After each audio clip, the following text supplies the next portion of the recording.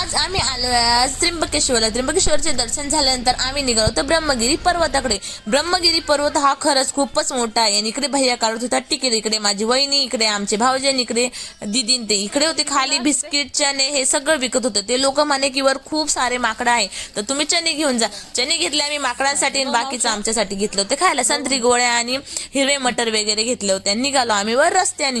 रस्ता तर मला वाटलं अरे थोडंसं लहान असेल ब्रह्मगिरी पर्वत, पण ब्रह्मगिरी पर्वत लहान नाहीये, खूपच उंचावर आहे. सगळ्यांना वाटतं आता येईल तेव्हा येईल, पण माझ्या रिद्धी सिद्धीची कॅपॅसिटी खूपच. माझ्या रिद्धी आणि सिद्धी खरंच वर पाय गेल्या आणि मला काही परेशानी केली नाही. इकडे मी तर एवढी थकत होती, मी तर बसत होती, परत बसायला लागली. इकडे लिहिले होते पाट्यांवर ब्रह्मगिरी पर्वतीच्या पाट्या वगैरे होता, मॅप होता तिकडचा. आणि मी यांना म्हणत तुम्ही काय मागं थांबले या समोर, असं मी त्यांना सांगत होती.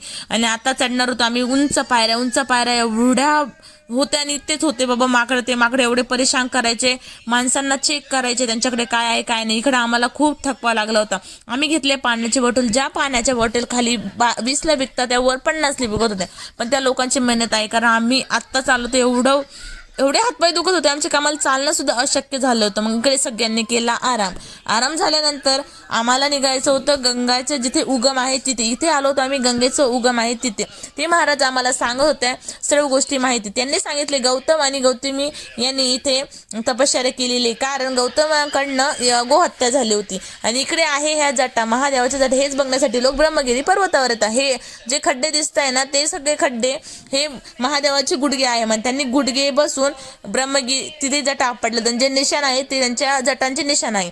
एवढं छान मस्तपैकी स्टोरी सांगत होते ते, आणि असं वाटत होतं ती स्टोरी ऐकतच राहावं. जर महादेवाचे गुडघेचे निशाण एवढे मोठे आणि त्यांच्या जटांचे निशाण एवढे मोठे, तर महादेव केवढे असेल. हे दोन्ही गुडघे टेकून इकडे